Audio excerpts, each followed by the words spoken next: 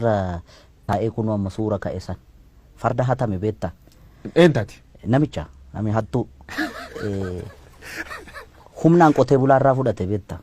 Ijoollee Arsadii promotion ka jedhaman bolaa sadan tokko jira Siisaay Bulbulaa waggaa 8 dura sochii hamaa gaggeessaa turan kitaaba isaan barreessan irratti arge beekte siidaa dabaleen kun nama galaan farda isaa kaalchoo fi garbuu qallabaa ture gorroo jalatti Oromoon sangaa fardaa isaa maal godha beektaa? Guyyaatti yeroo lama dhiiqa beeke naannoo keenyatti nuti farda goojeedhaaf lolaaf itti qophoofsitu kana leenji'amu garbuu nyaata gorroo jala hidhame namichi kun gaafa farda taphatu beekamaa ta'e odeensii qaba beektaa? Akka kitaaba sanarra jedhutti seenaani gorgisitu taabonni wayii hin baay'edhan as birbirsa gooroo kanatti namni kun maqaa qaba siidaa dabaleen kun namicha bira qaqqabe fakkaa namiliki bira odeeffannoo miliki biga waa maatiin haa taphatu jedhame inni farda isaa miicee maaloo jedhee bareechee galaan irraa sakaraa dhufe beektaa? Sakaraa dhufee goojiirra mul'atee na dhadha'u kana argee nugusni taa'ee argaa ture harkaa fuudhaa jedheen irraa bute beektaa?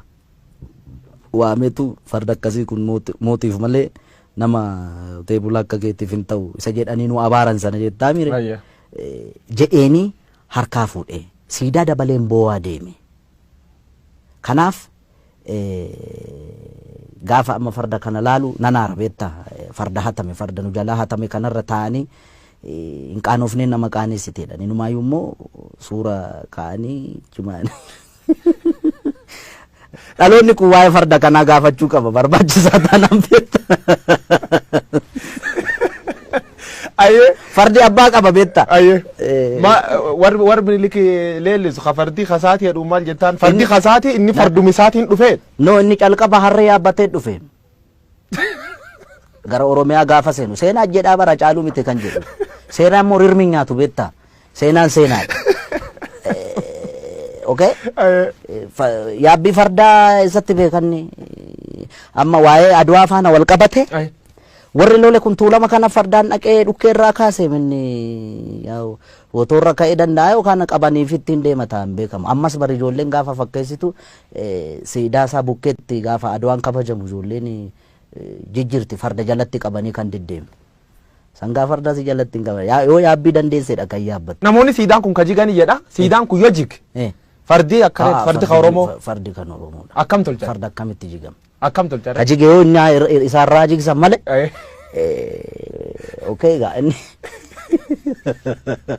walumaa galattan fardi abbaaf deebi'uu qaba inni dhaloonni hin deeffata baay'ee anaaf sirratti hin ta'in malee inni waan hin oolle beektaa? Waan amma Ameerikaa kana keessatti ta'aa jiru beektaami? Biyya qaroomte biyya guddatte yakkamaa beeke Minilikitiif yakkamaa moo yakkamaa? Oh my God, oh my God. Ani inni gaara reeffaa miirammaa ekeraadhanni jechuun seenaa rirmi nyaatu siin jedheera. Seenaan immoo dhugaa kan soba haa jedhu kan dhugaa jechuun akkamitti namni kana na godheera jedhee sobaan si himata nama lubbuudhaan hin jirre. Aannolee irratti kana godheera calanqoo irratti kana godheera gaafa jedhamu aboo bara sana inni barkanaan mallatteessa jedhan warri harkaan mallatteessu warri maastarsaa fi digirii fi PhD qabu bara mallee ulfajjeesaa jira beektaami? Inni bar sanatti doofummaa sanaan harma yoo mure harka yoo mure maaliin tinigaa doofaa waan ta'eef miti qotee bulaarraa kan farda hatu kan farda saamu walumaa galatti yakkamaa hamaa yakkamaa beeta mangisti keetti Oromoon lolti wanniin isa kasiidaan isa beeta mangistu kan palaasi mootummaa keettaa sun akkamitti ilaaltate maltee fi wanni sun rifadheeraan maaliif seete tokkoffaa ekeraa achi keessatti yaadannoo ekeraayyuu gochuun sirrii miti nama intini na yaadda'aaf wani maaliif seete warra achi keessatti suurri isaanii bocame hundi garaagarummaa amma uumame sabaaf sablammii biyyattii kana keessatti roorroon ammallee hiikkaan arganne bar yakka isaan raawwatanii ni beektaa? Okay? Dhimma godheef isatu beeka waan godheef garuu akka kiyyaatti ta'uu malle maaliif nama harki